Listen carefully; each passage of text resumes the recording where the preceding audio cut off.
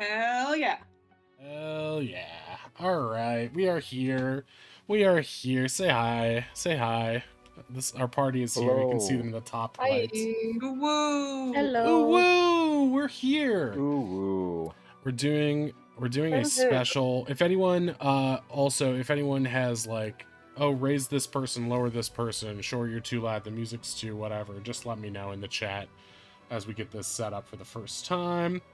Ooh, woo, indeed. Who's the haughty tiefling? Oh, here goes Zal. Okay, Zal, Oh, keep it in Jesus. your pants. Keep it in your pants. We know he's gonna be simping left and right. That's just our Zal for you. Okay, let's pull this out of studio mode. Okay, great. So today we are embarking on a bold and exciting new adventure, a D&D. Hello, gorgeous cuties. Oh my god. Hello, gorgeous cuties. Hello, nurse. So yeah, today we're embarking on an exciting new campaign. It's called Wrath of the Godkin. This is my first time running a longer campaign. So longer, assuming that everyone doesn't get immediately sick of it. Larar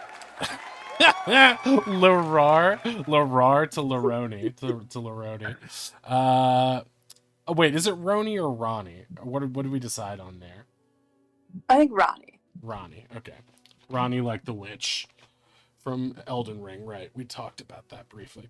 And also, as a reference, well, we'll go through this when we go through the characters, but just for reference, the character, Ronnie uses they, them pronouns. Ronnie's NB, so when we're talking about Ronnie, we'll use they, them. And we can go over anyone else who has, because sometimes I think we have a couple people who are playing opposites or different. There is no opposites because gender is a spectrum. Ah, fuck, I fucked it up already. God damn it. God damn it. This is why I have to go onto threads. Everyone follow me on threads. They hot. Okay. So I'm all hyped up. Got my Red Bull here. This is going to be a real problematic stream because I'm going to be so excited and full of things. Am I a furry? I'm starting to question it more and more. Oh no, Zal. This better not awaken anything in me. So yes, we're doing a new campaign called Wrath of the Godkin, and it's going to be a really fun adventure with some of my, a few of my favorite players and friends. And yeah, we're here today to get started. This is our session 1. We've done a session 0 prior to this to get some stuff set up. What you're seeing on screen right now, behind all of the character portraits and whatnot, is our Roll20 screen. That's the screen where our game is going to be taking place. You can put pronouns next to names. Yes, that's a good idea. I'll do that in between sessions right now, so I'm not futzing and obsessing. Oddish knows that if you give me the opportunity to futz and obsess over any sort of even important technical detail, I will be out of commission for about 15 minutes at the least. Hey, Sade, how's it going? Favorite friends indeed. I said some Zal, not all, because we are missing a few people who I love very dearly. But this is a really great tight group of people who I really enjoy very much, and I'm excited very much to play with them. Let's give a round of applause to Sade, our mod, for being here. Sade, one of our mods who is not currently playing in the game Yet. yet. I would love to play with Sade. We played some Halo together, but that's about it. Oh yeah, you can check your rank by doing !rank. I wonder Actually, I guess if the chatters want to go on an adventure of their own, you can do that as well. That's true. If at any point you get jealous and want to go on an adventure, just hit !adventure and then bet a number of your imaginary shore star points, and you can go on an adventure in the chat. There is a cooldown period between adventures, but you earn those little shore stars and imaginary shore star points just by sitting in the channel. If you're watching this on VOD, we are on twitch.tv/shorester right now. You can follow there to catch us live. We'll be doing this Thursday nights at 8 p.m. Eastern. So yeah, that's all the stuff out of the way. So these guys know a little bit of the basics. Let me see if I can show you guys the world right now. Shining, shimmering, splendid. Let's see here. Nope. It's in handouts. show to players. Let me know if this works. Okay. Yeah. Yeah. Okay, so we should see there, sort of, I popped out our world map that I created using Incarnate, very lovely D&D map creation tool. And right now we are sort of moving from the center of the map on this. If we think of this like continent, this large continent on the western side of the map, as sort of like an America shape with this little Florida peninsula. Um, the place just above where Florida would be is a little city called Guildford. This is where we're setting out from in our adventure. This continent is called Sylvandia. All of our party, I believe everyone here, everyone here in the party, the characters you can see in the top right, are from this continent, from various cities around. But in this adventure, we are setting out from Guildford across this merchant sea to the east and heading towards Plantania, which is a little sort of banana-shaped continent island. And there's a little city there called Jarrickspawn, mid-sized city, really. And we are going on an adventure there. And I'll get into the details of that in a second. But I thought, as we often do... Wait, did Ruthie not survive the adventure? Oh no, and Sade too. Both got smashed by the robot in the chat. You'd think 69 would conquer it. Your mistake was not being in 6969. True. Okay, yeah, that's what did it. Yeah. Or 69 420. So yeah, this is the basic world map we're dealing with now. Over on the far right side, where there's a little crystalline area, you can see an area of the map where the gods of old have been sealed away. And that's a plot point and a lore point. This happened, I think we said like 500 years ago, maybe, longer than the average lifespan of any of the average or the regular races in this campaign. Hey, Sweetness, how's it going?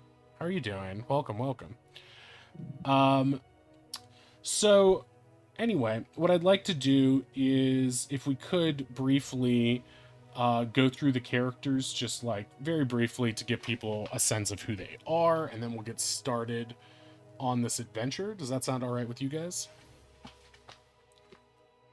Yeah. No Great. response. Got it. Yes.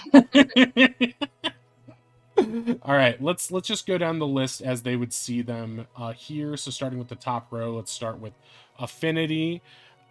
Ink, can you give us a little rundown of who Affinity is? Yeah. Affinity is a bard, but she's a magician, and her whole thing is that she really wants to be famous. Right, and she is a tiefling, and she's got for above game stuff, she's like a bard with a level of rogue too, right? So she's got Yes. some roguishness in there as well, and she comes from a city called Mysticport, which you can see to the north, sort of where New Jersey would be if Sylvandia was America, and she comes from a family who runs a casino, right? And Yes.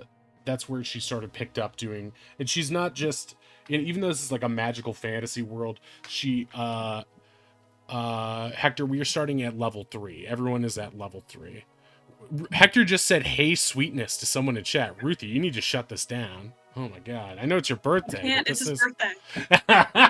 is this one relationship cheat day? I don't understand your human ways. Okay. Happy birthday to Hector, everybody. Wish Reshoot Streams, aka Hector, a happy birthday in the chat. Let's give him a round of applause as well.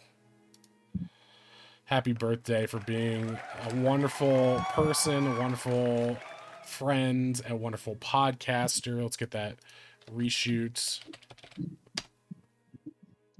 Oh, and you can while we're going through the characters, you can say who you are as yourself or what your online handle is, depending on what you would like. And Affinity slash Inc. Would you like us to shout out your artwork on any platforms too? Because I know you do have some cool artwork, as you can see right here. Oh yeah, you could shoot my Twitter if you'd like. Okay. Hopefully before it crumbles into ashes. Right. Okay, I'll pull it from right here.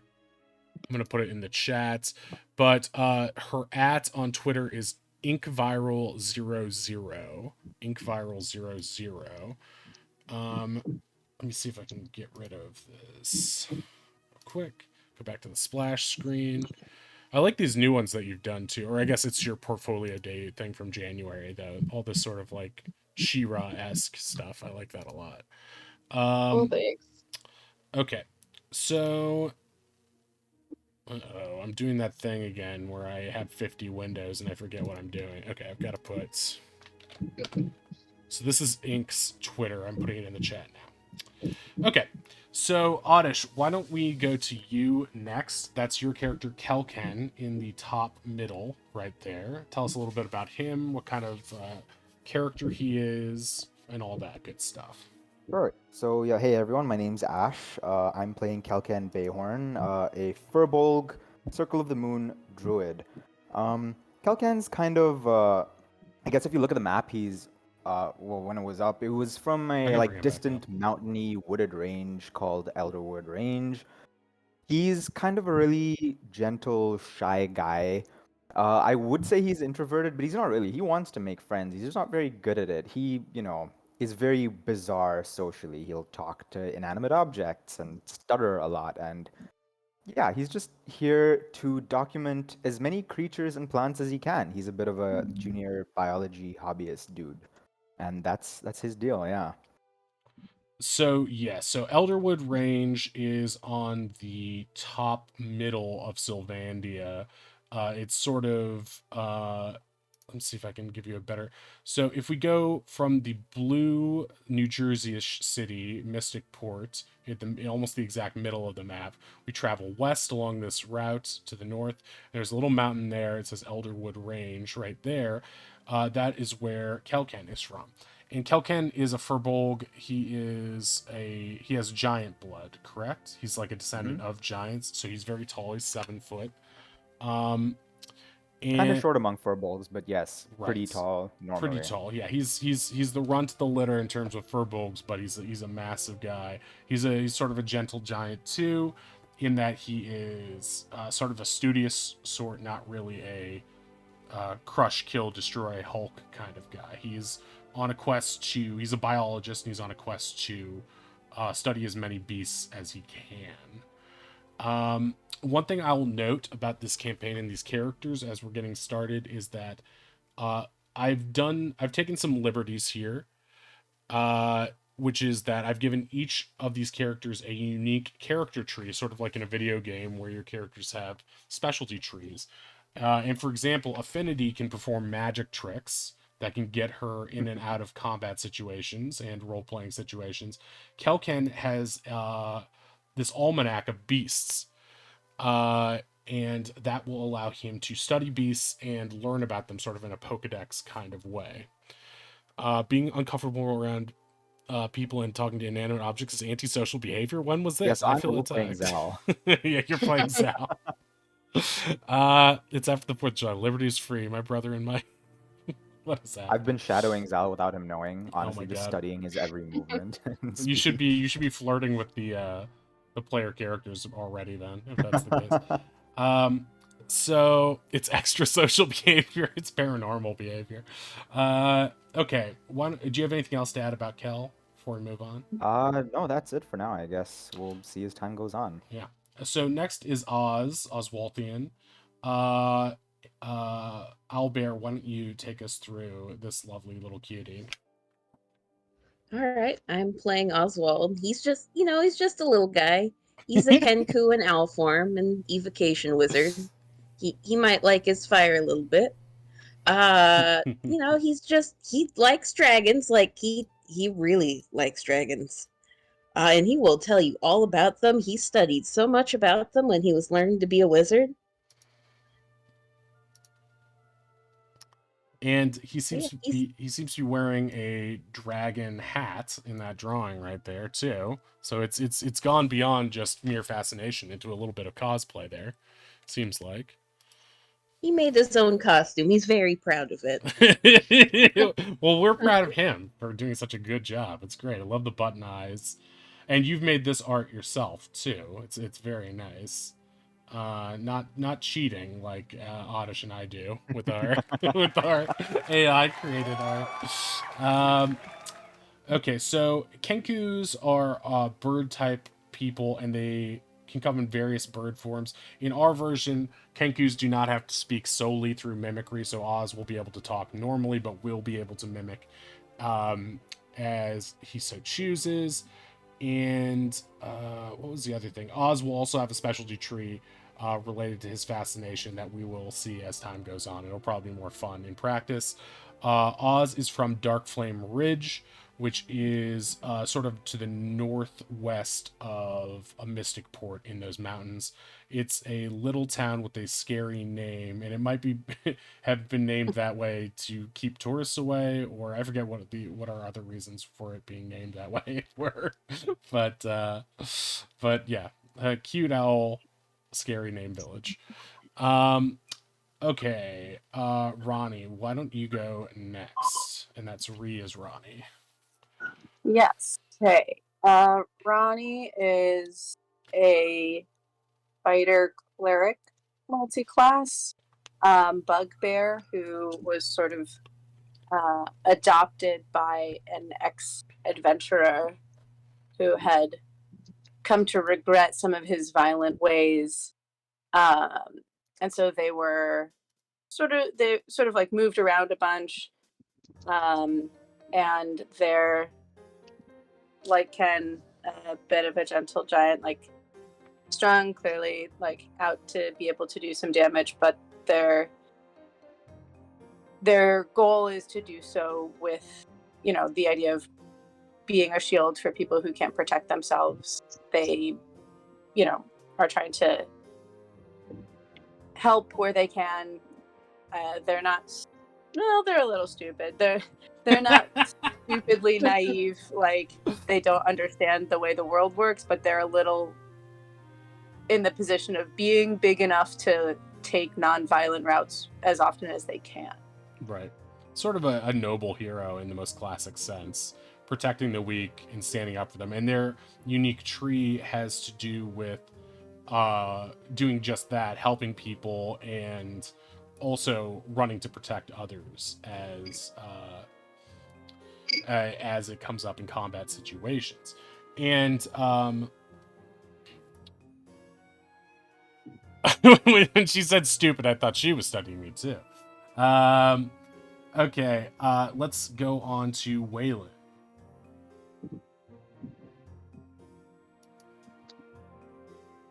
Ruthie?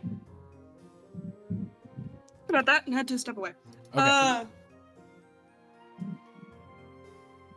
And had the Twitch on my phone. Waylon is a human paladin, variant human. I think anyone who talks to Waylon quickly gets the impression he may or may not have been like bullied. Like, that thing where like your dad wants you to be a doctor or a lawyer. He may have had some kind of peer pressure to become a paladin. I don't think he quite gives everyone like Oath of Devotion vibes. We'll see how this goes. He's trying his best. Or maybe he's trying his best to try his best. We'll see.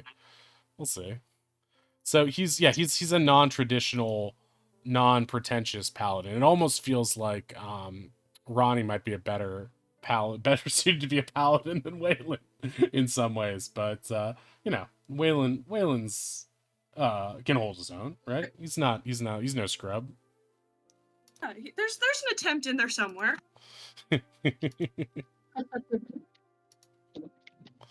Okay, this thing. I've been having some Chrome issues all day, so I don't know. I might miss some stuff in the requests queue if we get it.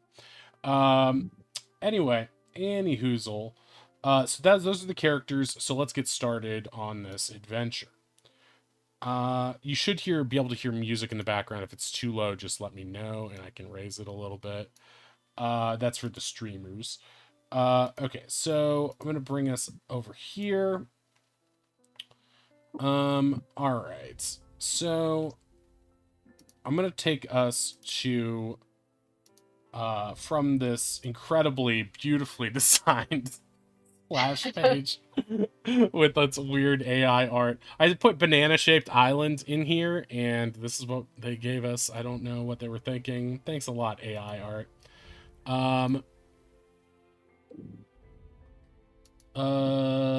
Pre-charge. Oh, I'm just checking this out. Let me double check that for you real quick. I can double check that. We've got a question about one of our specialty trees here.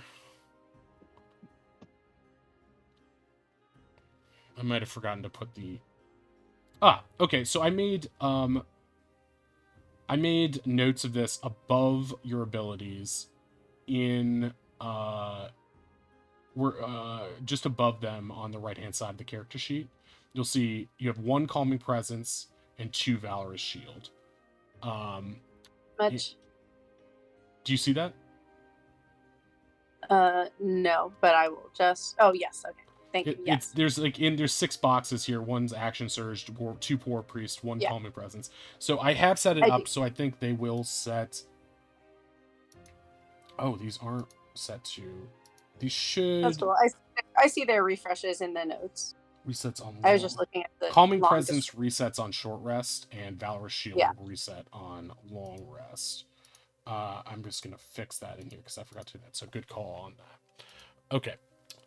Bat boat looks normal to me.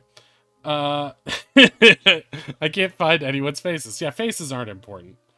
The face of the green guy on the left. Yeah, I mean, they did their best. They're trying their best. Okay, so I'm gonna take us over to the Sea Hag. And let me know if you guys can all see this. Yep. I'm on a boat. Okay. So we are off. We're setting sail on a merchant carrack, which is like smaller than a frigate. Maybe not smaller, but less of a battleship than a frigate. Coming for your jobs. Yeah, coming for your jobs very slowly and poorly. Well, they'll probably get better soon. So I'm going to start us off with this opening to this story. So you guys are aboard a merchant carrack, which is this ship you see before you. It's called the Sea Hag. It was thusly named because it is a merchant ship, and they thought by giving it a slightly frightening and off-putting name, it would not seem like a target of plunder in that way. So it's supposed to dissuade people from attacking it. The skies are clear, and though the sun is bearing down, the light breeze makes you feel invigorated.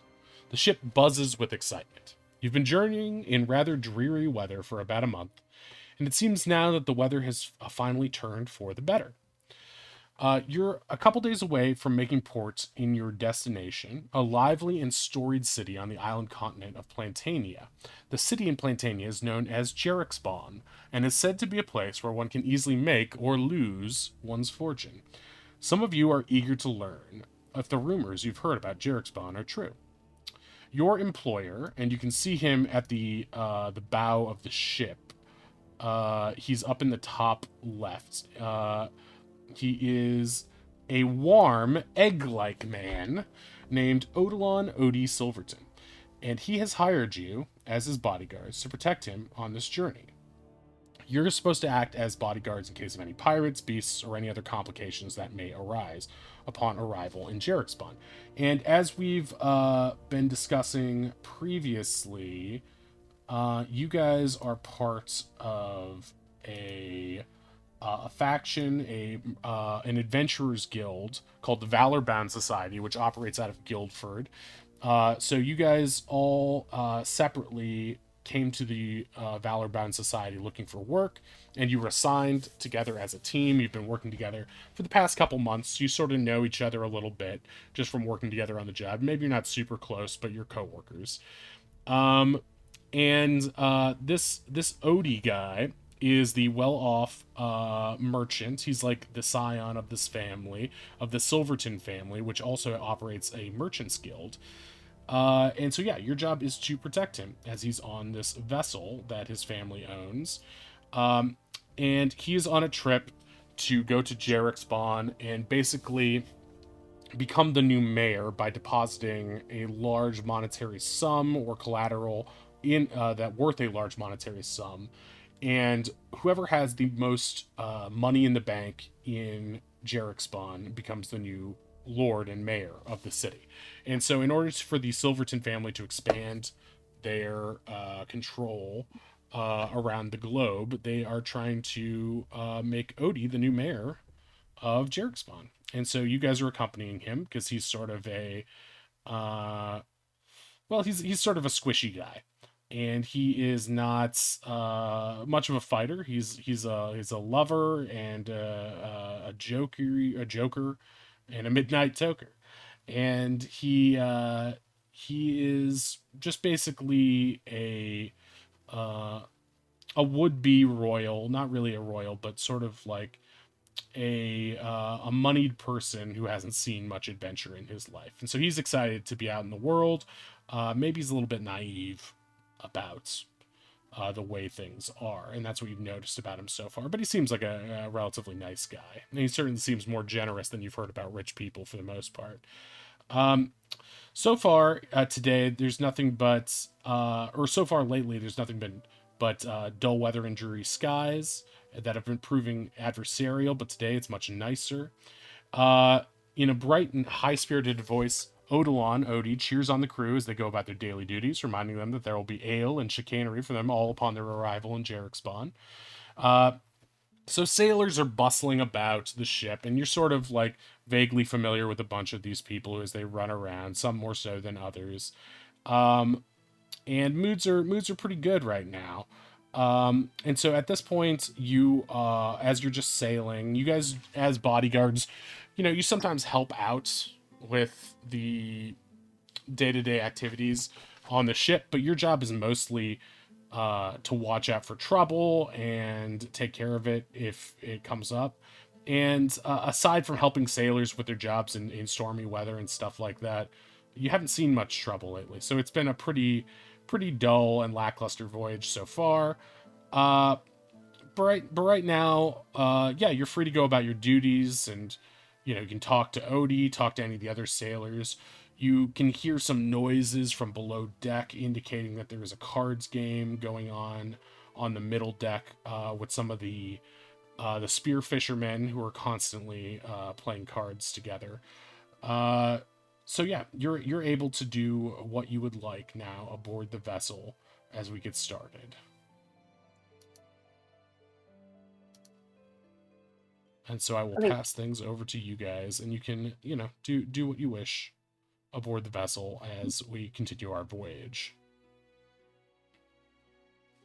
Ronnie's definitely helping out. Helping out the different sailors. Oh, they're very appreciative of that. Yeah. Some of them are just loading up different supplies on the deck and taking stock of things. You see one person in particular who seems to have really taken a shine to Ronnie. And that person's name is Polly Finch. She's a 20-year-old human with a shock of red hair. She's the quartermaster on the vessel, sort of young and perhaps inexperienced, being a quartermaster in charge of all of the day-to-day operations of the goods and cargo on the ship. But she's so obsessive and attentive about detail that it's very clear how she got her job. She really appreciates your help just keeping track of supplies, and as you're carrying something for her just to the above deck, she thanks you and says she might need your help later because she's been seeing some droppings around the ship, and she's worried that there might be some sort of vermin aboard. Well, I'd be very happy to help you with that. Might be a little less in my exact wheelhouse, but I'm always happy to help. Have have you been to Jericksburn before? Oh, no, I haven't. I really haven't been much of any place outside of Sylvandia. Uh, I'm a little bit nervous. I've heard there are a lot of unsavory uh, pirate types there, and I don't really want to be associated with that sort of thing. You know, I try to keep things tidy, and even the sailors aboard this ship are a bunch of them, are a bit messy, especially those, you know, the spear fishermen below deck, the card players. I'm constantly asking them not to spit down there, but they love to drink and they love to spit, and even though it's not my job, I'm not a swabby. I just feel compelled to clean it up whenever I can. I appreciate that about you. A clear space is an indicator of a clear mind. Oh, well, thank you. She seems genuinely flattered by this, and blushes a little, tucking her hair, a little bit of her hair behind her ear, and and clearing her throat before mumbling something to herself a little bit awkwardly and heading back below deck. She's going back about her business to check on the cargo in the cargo hold. And Ronnie, as you look around, you see the rest of your party of adventurers sort of milling about the deck. What are some of our other friends doing here right now? Kelkin is just kind of looking over the side of the boat, spying for like any seagulls or anything that he can find, but he can't help but wonder if he heard that there were animals on board this boat, and is a little, you know, his interest is a little piqued. Even if it's just droppings. So It far. could be anything. It could be anything. Would Kelkin see droppings as an opportunity to, you know, research something, or is he just so deprived of seeing ground dwelling animals at this point that like any turd would be, you know, a step in the right direction for him? Probably the opportunity for research, because you know it could be vermin, but it could also be a newly undiscovered species of marine rat. You know, who knows? You never. So he's optimistic to a fault in this way, Oh yeah. or perhaps just so bored aboard this vessel that he is like, okay, we gotta find something here. And there are some seagulls about, but the seagulls have at this point some of them trailing the vessel, trying to, you know, pick up whatever discarded or spoiled rations they could find that are just like left by lazy sailors that haven't been uh, cleaned up by Polly yet. And so they know that they have to be extra sneaky around Kelken, because they find that if they get too close, Kelken will likely try to befriend them and poke and preen at them to study them a little bit closer. And so they've you know, being clever gulls, they've learned to keep their distance from you and try to circle behind you even when you're gazing out at them.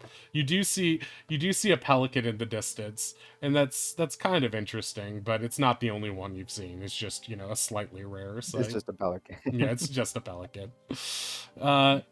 You're hopeful I that think oh, sorry, go ahead. I was gonna say, if Polly like told me anything about this, I might. I think that I've worked with Ken enough now to be like, hey, I know it might not be anything, but they have some unidentified pests. I don't know if you might want to. Unidentified? That's I'd love to come along. Yeah, I mean, yeah. I don't want to get your hopes up. They're probably identified like in the grand scheme, you know, but she doesn't know what Polly doesn't know what they are. If she needs a crash course in you know, zoology, I'm more than happy to help. Why don't we go check it out first, and we'll see, because she's got a lot on her plate right now. She's a little stressed. The most excited two people have ever been about droppings on a ship. All right, so these two are discussing their plans to eradicate this, you know, potentially endangered or extremely rare vermin menace. You're really putting some words in our mouths. I don't think either of them that you were eradicating I'm just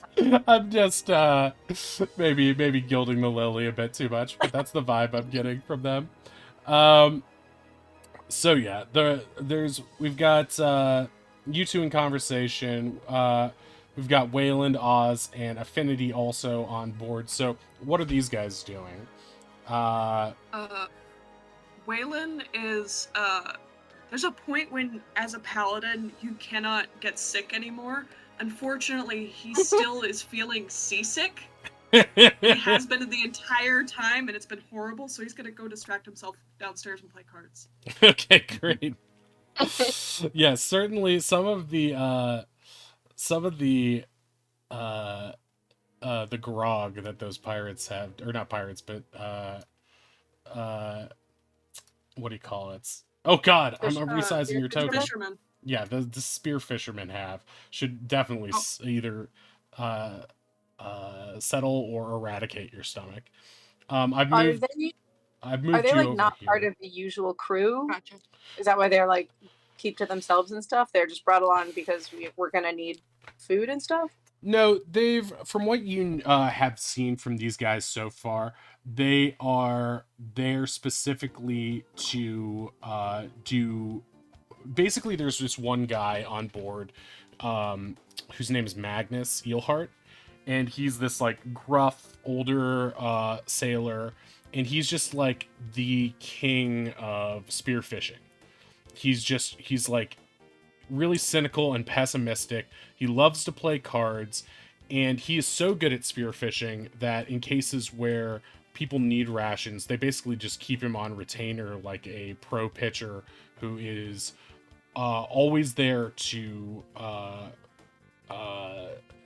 anytime there is sign of eels or perhaps like a feeding frenzy or just like a group of fish, a school of fish out there that could be perfect for getting some fresh food to raise the crew's spirits.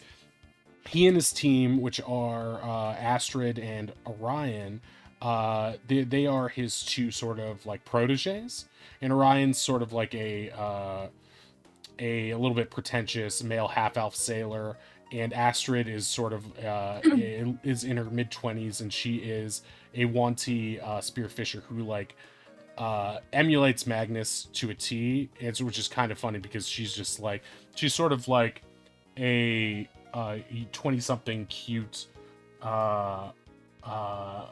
a lady who, you know, despite her fangs and her dark her edgy demeanor is it would be relatively conventionally cute, and she's constantly emulating this old gruff guy who's spitting on the floor. She sees him as like she wants to be as good at spearing fish as he is, and just emulates everything about him, even his less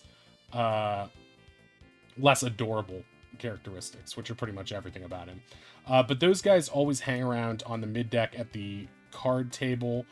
And Waylon, I placed you there. If anyone else would like to go hang out on the mid deck and play cards with those guys, you are welcome to as well. Let's see. Okay, so Oswald, what are you up to? Oswald is very excitedly shuffling from one side of the boat to the other, peering over the edge. And any poor soul who happens to cross his path, he will very excitedly tell them that he has never been on a boat before. and they've been on this boat with him for, I don't know, almost a month now, around a month. So he's been telling them The this excitement like has not worn off. he's almost every person on the boat has heard this at least 3 times per day this entire time. And he's just there wagging his makeshift tail a little bit. And at one point he stops one particular sailor who's sort of a low rung on the totem pole, so to speak, and is by the name he is a swabby by the name of Hector Movie Podcast, a person who is a definite character that I planned in advance and not just a reference to it being Hector's birthday today. And Hector's carrying a bunch of cannonballs over these cannons, and Oz intercepts him. And Hector is just like, I gotta carry these things. It's kind of heavy. Oh, what's that? Can I touch that? That looks heavy. Do we eat those? No, we can't. I don't think you should eat those. And as he's shuffling, he drops one of the cannonballs on his foot, and that causes him to drop the whole box, which gets a glance from Odie, who comes over to sort of take a look at what's going on. He says, "Oh my goodness, let me help you with that." But he's having trouble carrying even one cannonball, and it becomes a comedy of errors as Hector is trying to pick up these cannonballs and is slipping on cannonballs. Everyone is having a rough time right now. The captain even comes over. The captain of the vessel is named. Let me pull up his name here. His name is Raylan Windrider. He's another grizzled guy, but he's stern but fair. And he comes over and is just barking orders at everyone to help Hector clean up this stuff. And as punishment for his clumsiness, the captain orders Hector to perform his famous pirate jig. And so everyone starts to clap and sing along as Hector performs his famous pirate jig, which they've all come to love as one of their few sources of entertainment besides affinity on this vessel. So Hector is out there. Why does Raylan get a cooler name than Hector? But yeah, so Hector's dancing, and most people have gotten so excited about the dance now that they've forgotten about the cannonballs, and some people are beginning to think, oh, maybe this is just the captain trying to kill time right now. They haven't seen hide or hair of anything to use these cannons on anyway. And even Hector has been wondering, why do we need all these cannonballs up here? We already have some. This is pointless. This is just busy work. But he guesses it is building muscle, and the people do seem to like his dancing. Guys, is the nice guy having a seizure? I can never really tell. Is he having a seizure? Is he okay? No, he's dancing. Come, dance with us. Is Oz dancing as well? Oz is, I guess you could call it dancing.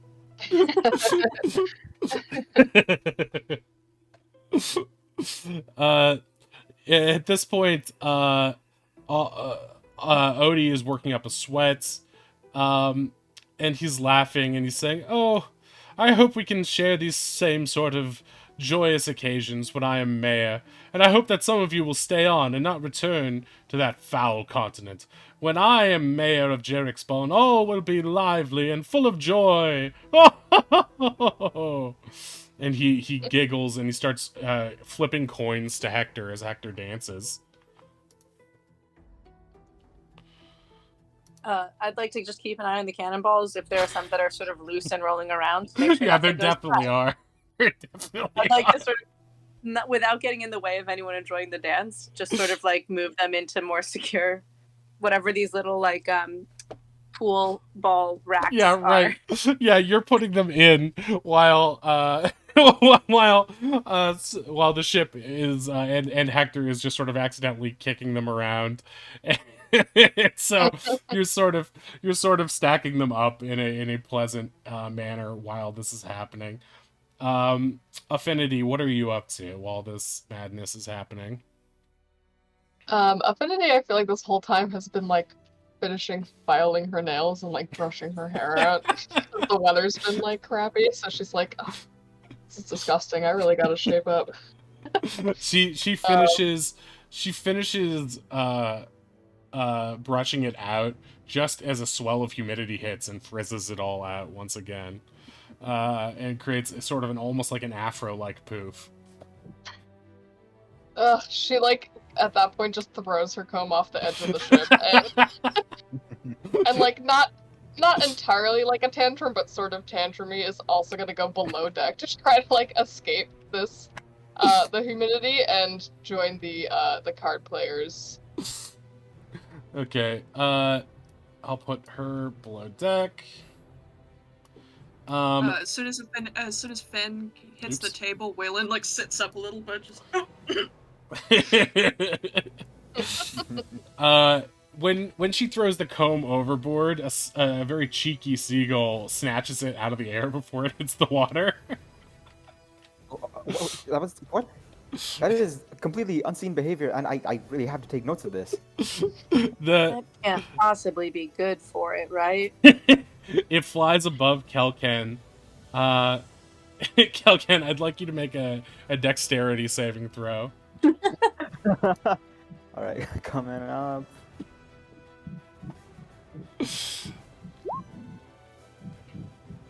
Oh my god, Okay, these the comb meteors. bonks you on the noggin. The seagull has gotten its revenge for you poking and prodding it like weeks ago. It remembers, and it has bonked you on the head with this comb. I thought we were friends. Now, are you taking this as an attack or as a gift? That's my question to you. As a gift, 100% a gift.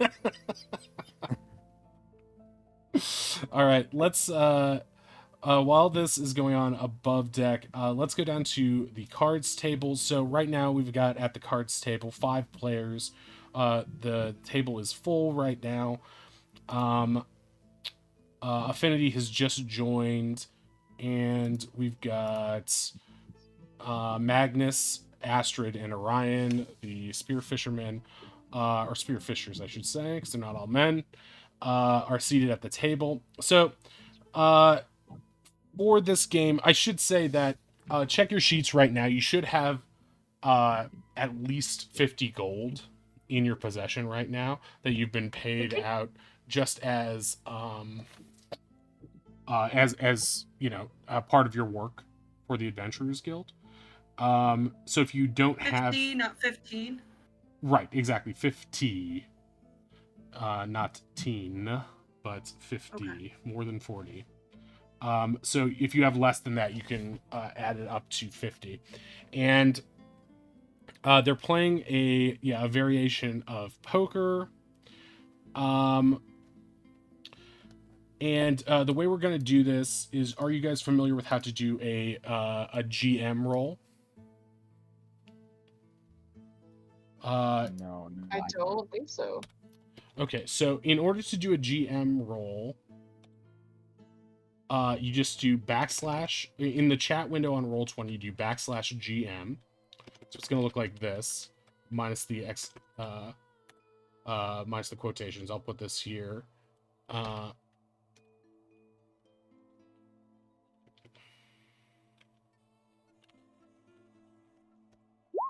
It should look like that, I believe, and it will.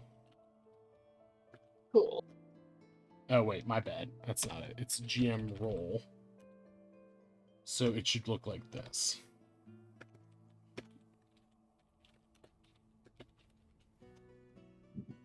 Okay, great. So it is. Okay, so we're gonna basically, for those playing, we are going to sorry, if I can interject real quickly. On your Sure. character sheet, if you click on the to GM, will it fulfill basically the same thing? On the sheet. Yeah, on the sheet there is an option for public and then to GM. Oh, yes, that should work as well. And also another option that you have here is if you click on the dice roller on this left side bar, there's a GM roll option there that you can also use. Oh, right. So you can do it. I was just double checking so everyone knows the chat command for it, but you can do it either way. What but does GM stand for? Game Master. So it's saying you're rolling to me, not in public, basically. So basically, in order to see how good your cards are, we're going to do a GM roll d20 plus your proficiency bonus, and that's going to determine what your hand of cards are. So in order to play this round of cards, each person is going to need to pay 5 gold as a buy-in. So right now it is you two, Affinity and Wayland. So each of you will pay 5 gold, and you'll each do a GM roll to me.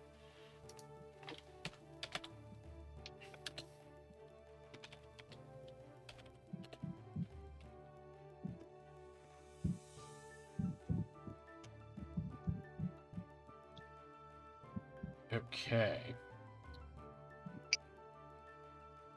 Have you got it, Ink?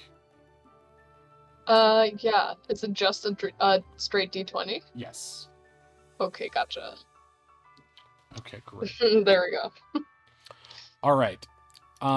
So everyone has gotten their hands right now, and you've got a sense based on your number out of 20 how good your hand is. At this point, we're gonna go around the table, and it is going to start with Magnus, who is to the right of Affinity, and Short, real quick. I think it's still covered. I don't know if it's just me. I think it's still black where you're trying to ping. okay.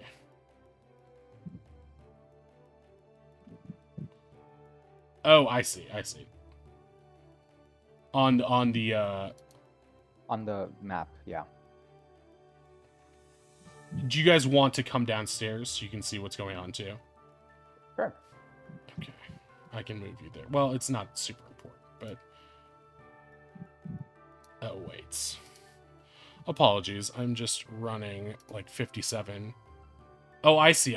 So yeah, on this window you guys can't see because Mr. Cameraman is also on the top deck. Okay, I'll bring him over here. Okay, you guys should be able to see now. There we go.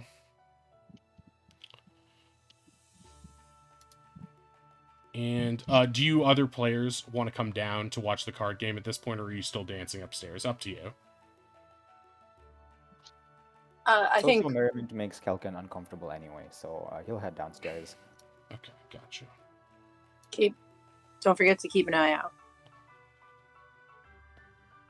Ronnie's gonna stay wherever Odie is. Okay, gotcha. And Oz, are you gonna stay up or go down? If there's dancing to be had, Oswald is joining in. Okay, you'll stay up there. You'll stay up there. All right. So, all right. So at this point, Magnus is going to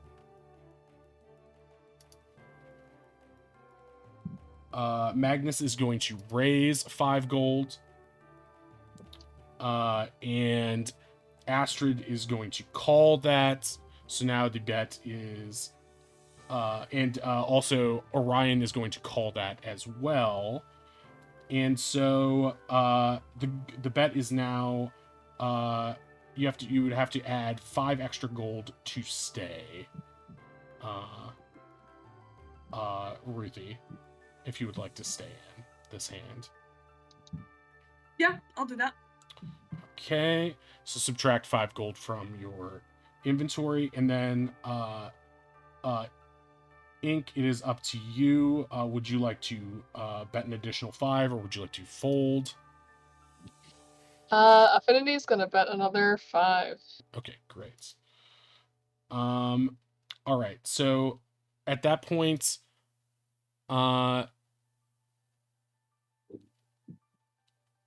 everybody is in, and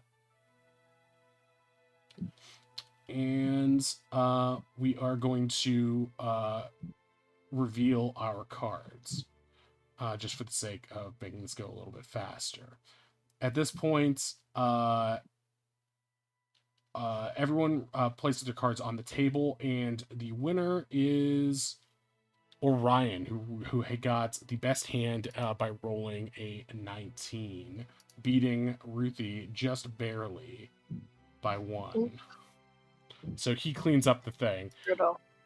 At this point, Magnus is going to turn to Affinity and say, "You stayed in the hand with those crappy cards. I can't believe it." I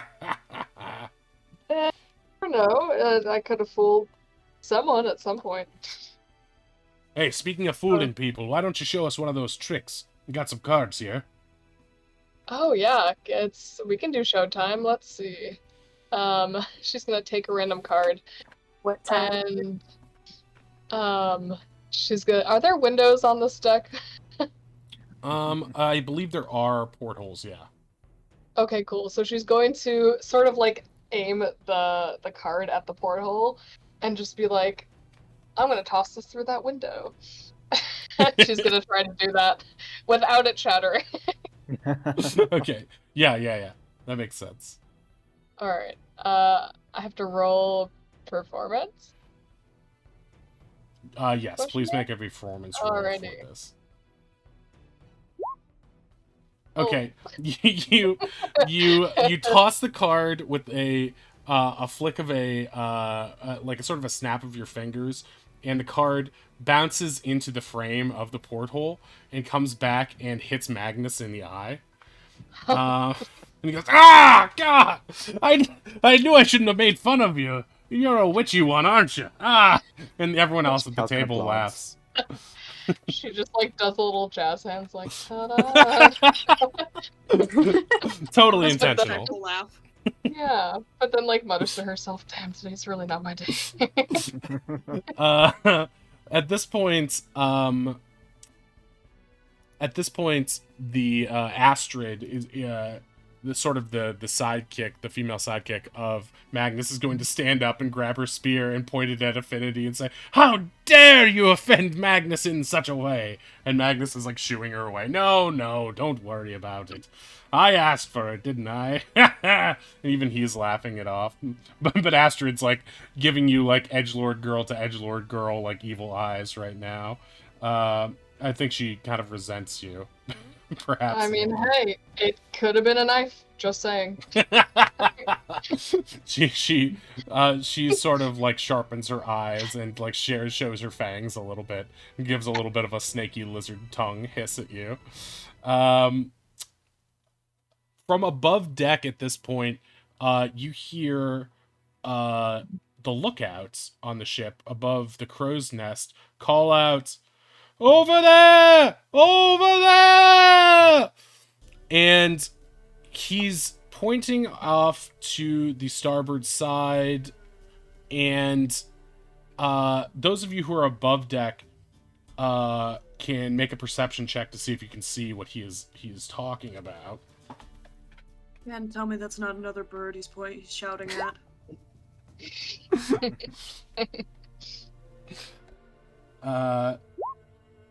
Okay, Oz, with your hawkish Kenku eyes, your amazing owl sight, you can see clearly what it is, and Ronnie, you can see as well, but it's not exactly clear. You can see a figure, but in the distance, maybe like I don't know, a mile off, or maybe half a mile off, you can see atop a rock. It looks like a what you know to be, just by having been briefed on this mission, but a Sahuagin, which is a it's a like sort of like a merfolk type creature that is an aquatic undersea creature that is known for being quite malicious to those who tread or sail into its lands. At this point, from what you can tell, it's just sort of staring back, almost a lookout in its own right, but it's at such a distance and it doesn't seem to be making any signals or signs of attack right now. But it is sort of an eerie and odd sight to see this lone Sahuagin, who are often known for traveling in groups, just standing atop the rock and staring almost emotionlessly, coldly, at the ship as you all pass. And Odie is gonna like shiver and say, "Ooh, well, I'm glad he's all the way over there." I'm gonna call down. Has anyone else emerged? Like, would the captain have come out because someone yelled? Captain was already above deck watching Oh, the captain was Hector still up dance.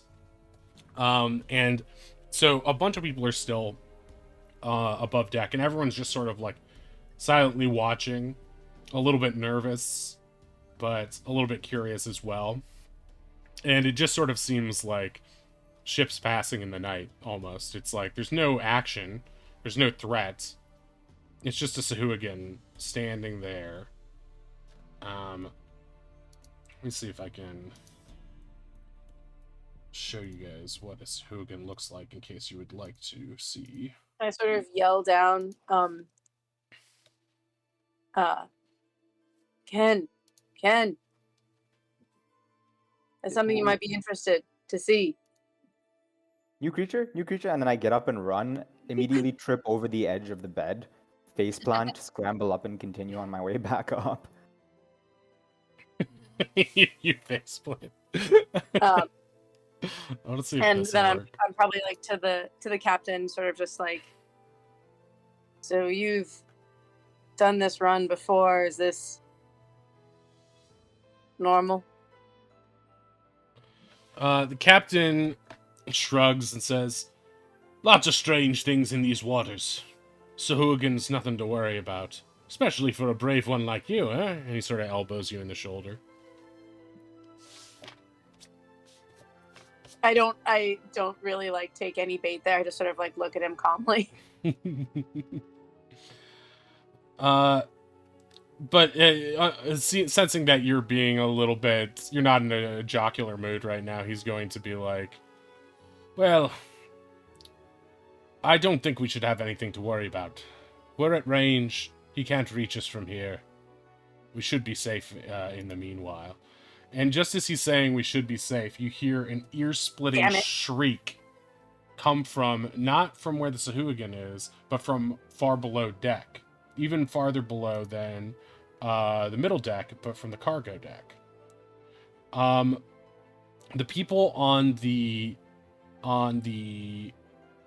middle deck of the ship are all card playing and all joking around stops, and you see Polly pop up from below deck and rush forward, and specifically addressing everyone in the adventuring party and being like, "Help! We need help! The chef's in trouble! Quick, there's the vermin! The vermin are down there!" She's frantic, and she is trying her best to communicate the threat at present, but she's clearly extremely frazzled by what she's seen down there.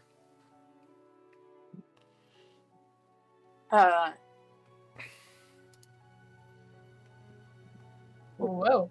Well, Odie has allowed us to have any sort of like system wherein if something happens, we put him in a safe spot, like probably on the middle deck, and he stays there until we get him. I think if you'd like to usher him down to the middle deck now, you probably haven't to this point had to initiate such a system, and if you've tried to talk to him about it before, he's probably been like, "Oh, I'm sure it'll be fine." But hearing the shriek, I've definitely tried to talk to him about it before, but yeah, at this point, I think it's safe to say that you usher him downstairs. I'm gonna move you guys over to the middle deck now. So you bring him down. Oz, would you like to follow? The dancing has probably stopped, so Oz will follow the rest of the party. No dancing, no interest. Okay, so you guys have gone down there. Where would you like to stow Odie? I suppose this is his quarters right here, so you could just lock him up in here if that makes sense to you. And, sure. And yeah, at this point, you can see that Polly is leading you guys down the stairs.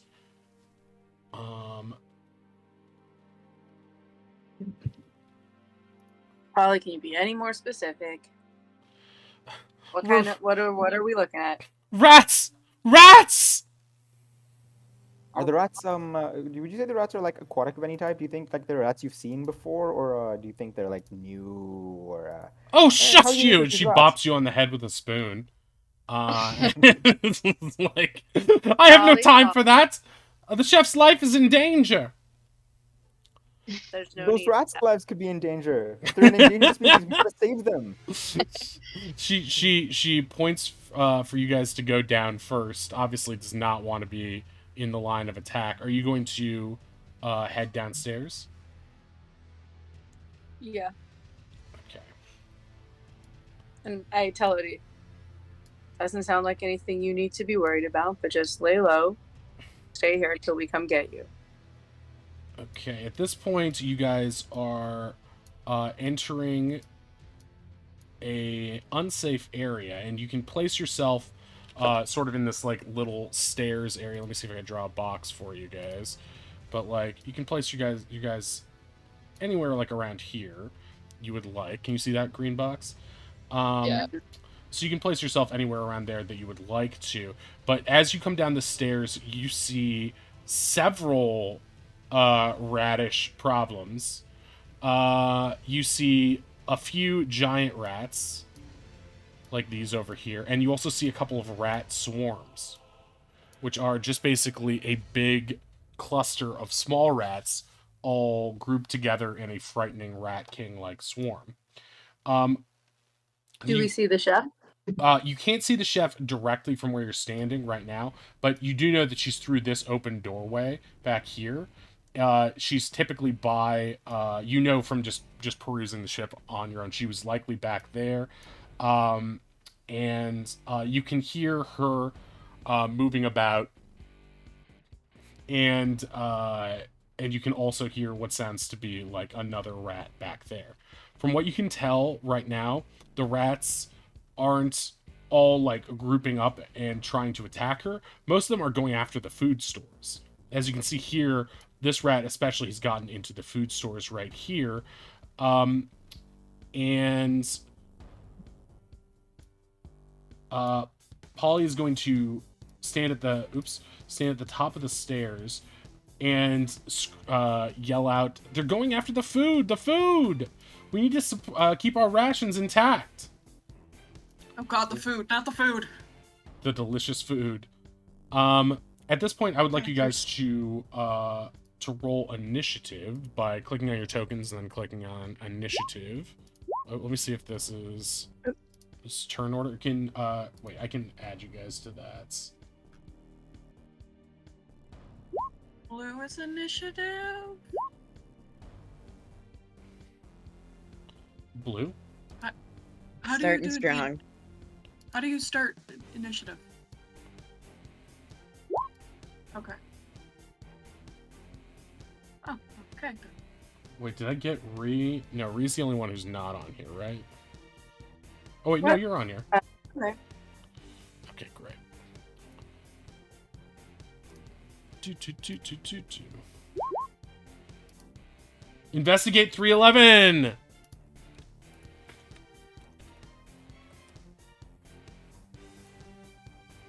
I love when that happens. Oh, hey. Let's move this camera screen here over here so you can actually see the battle. Bump, bump. And we need one more initiative roll, I believe. And that is regular Gigantos.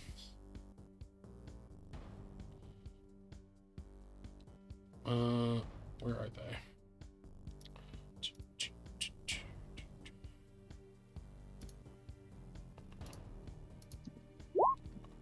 Okay. And I don't think she has an initiative roll, so I'm just gonna give her one here. Tilda Gourmet Goodwin. Okay. So yeah, you can place yourself wherever you'd like within that box as we start this round. And the rats are chewing at the food. You see that Tilda the chef is in danger in the kitchen, or you can hear that at least. Yeah, Ronnie, you might be able to catch a glimpse of her as she's running, or Ronnie, you might be able to catch a glimpse of her as she's running around in there, but otherwise, yeah, Ronnie, it is your turn. You can act as you would like to.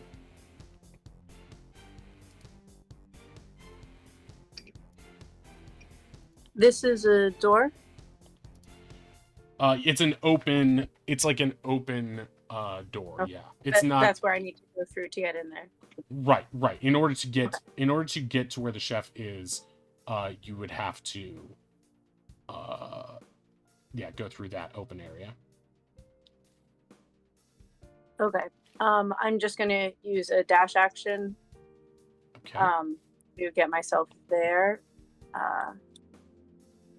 And to get around this bad boy. And to not enter its area Okay, gotcha. of attack. Let me see here. Yeah. So you're sort of like going like here, ish. Yeah.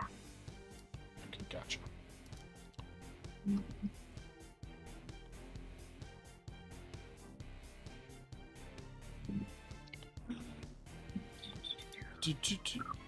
Why is it with decimals? Those are added so that if anyone has a, if we get any duplicate rolls, the decimals will determine who goes first.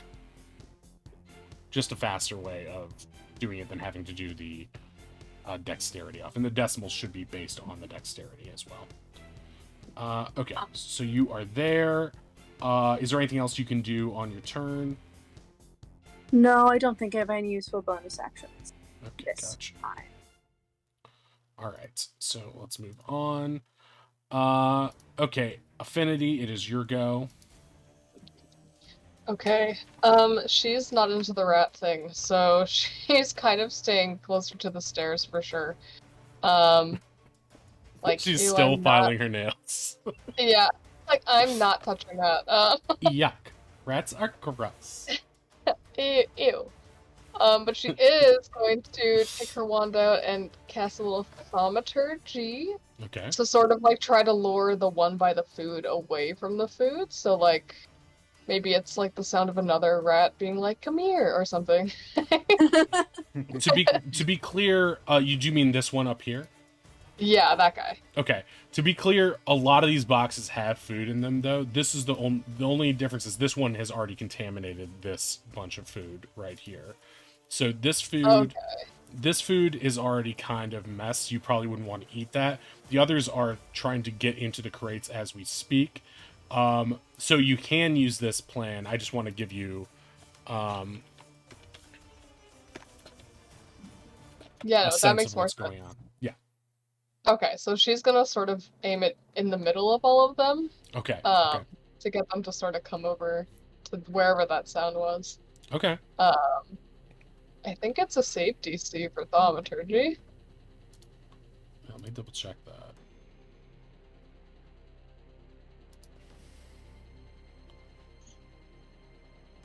Boom.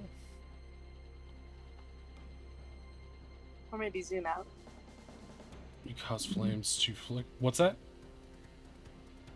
Someone asked to shift the map a little bit because the viewers can't see the top of the bow end of the ship. Like this? Yeah. Yeah. That way, yeah. Okay.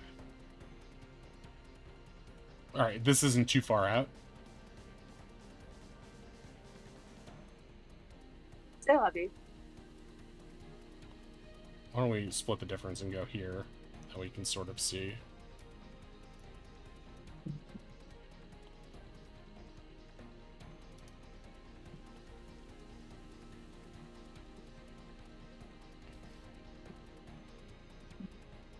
I think I was wrong. I think I do cast this. Oh, I see what you're saying because the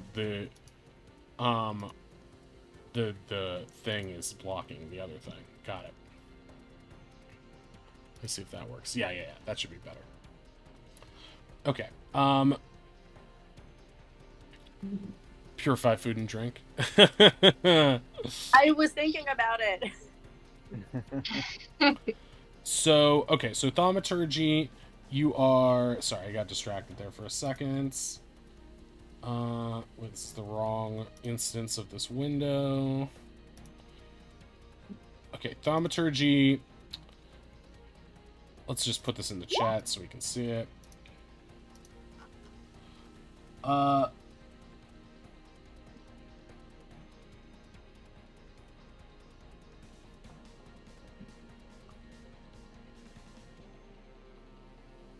Oh yeah, I think I do just cast it. Whoops. Yeah, so you just cast it, right? And okay, so they need to.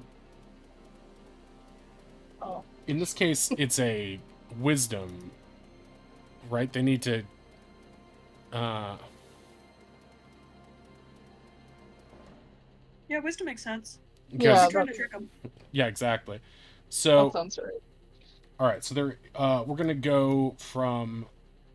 Oh, okay. So there's two swarms. So I'm gonna roll the two left to right giant rats wisdom saves or wisdom checks first on this.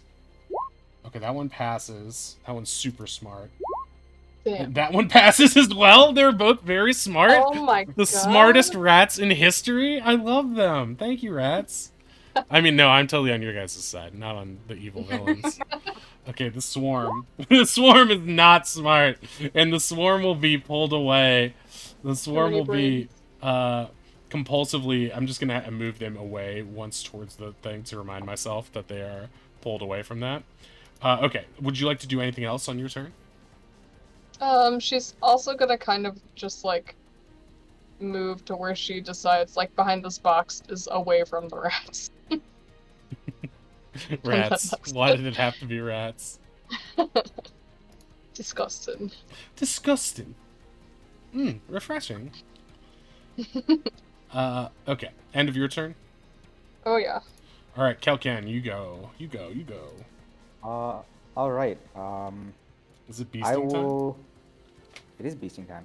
Hey, did you guys know that rats are actually social animals? Like, They if are. they don't hang out with other rats, they can get really lonely and depressed. That's just a thing that Kelkin knows. Let's kill all of them but one. If it was, oh wait, I forgot to put what's her face on the turn order. Because I wanted to be able to bop you with a spoon. On her turn, she pops you. Yeah, exactly. That's why she needs to join the turn order. Very important. Oh, nice.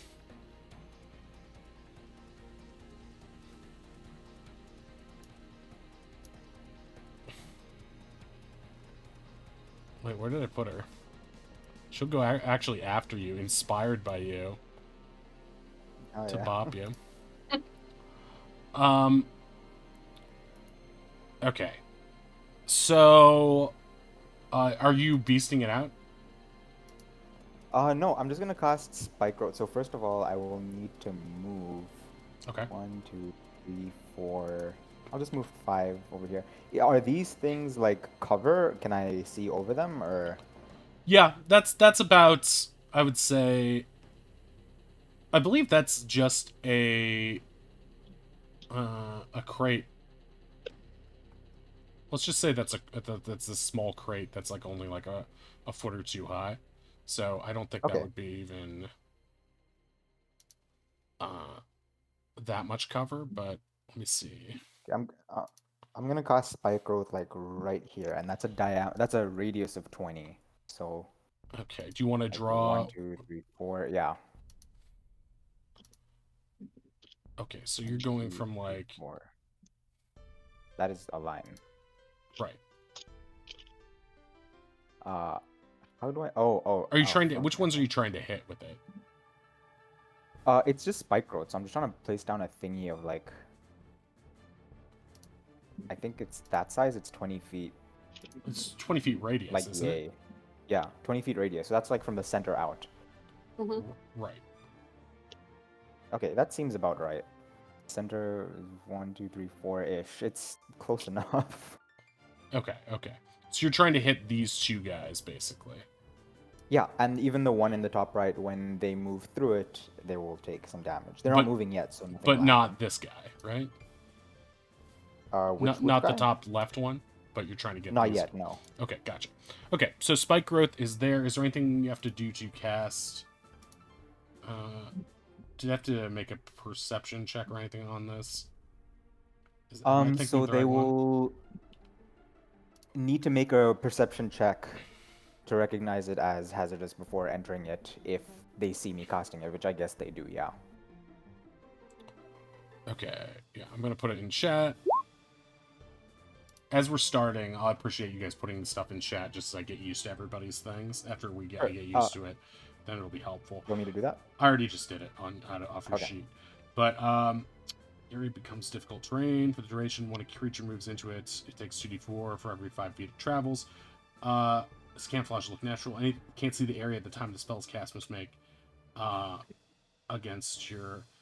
but they can see it at the time, so they do recognize it as hazardous terrain. Yeah.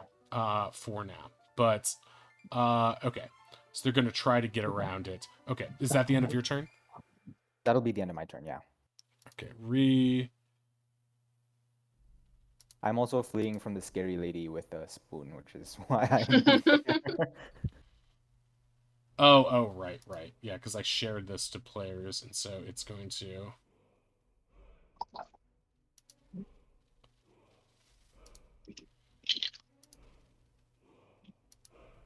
Alright, I'll save that. Thanks, Ray. Sure. It's because I wanted to share the art, and I think it just shared the page as a way of sharing the art. Okay. So... Alright, that's the end of your turn. Alright, it's Polly's turn. She's seen you do something amazing, so she's not going to bop you right now. She can't really get there, but she's going to... Let's see. Hop down here. And go over here to try to get behind you and basically get ready to fight.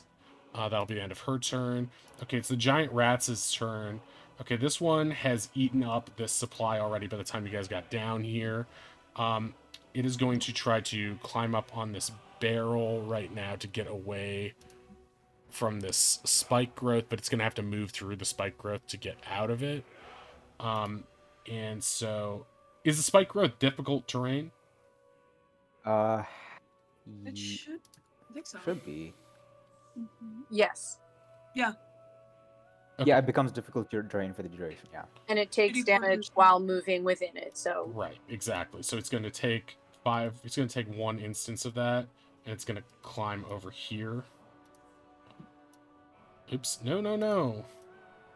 I have too many crazy powers. Okay, so it's climbing along these barrels, but it does take some damage. It takes 2d4 damage. Okay. Should I roll that? Yeah, I think I should, right? Go for it, yeah. Well, wait, in terms of the spike growth, does the player who cast it roll the damage, or should I? Ink, what did we do in Xeno's campaign? For damage? For spike growth damage, who rolls for that damage when a creature takes it? He had me roll it. Okay. Yeah, then, I'd say player. Then you roll it. It's more fun that way. Okay. More dice. Okay, great. Ah, the fellow dice goblins. So this rat is not looking good. It crawls up and it is bleeding all over these food crates. Hopefully not. Oh god. Hopefully not too badly. Hopefully just on the outside of the barrel. You're starting to get concerned about that. But it is still up for the time being. It's just very groggy. This rat is hungry as heck, and so it is going to attack one of these supplies here. And he's going to chew through and ruin another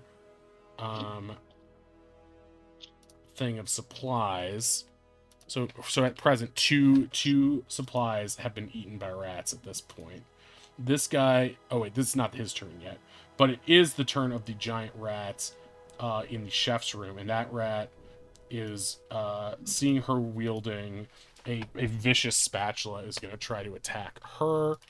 It is going to bite her. Nope. Oh, as a reaction, you're doing your specialty move, yeah? Yes, I am. Okay, great. Did that not go through anyway? It's like it knows.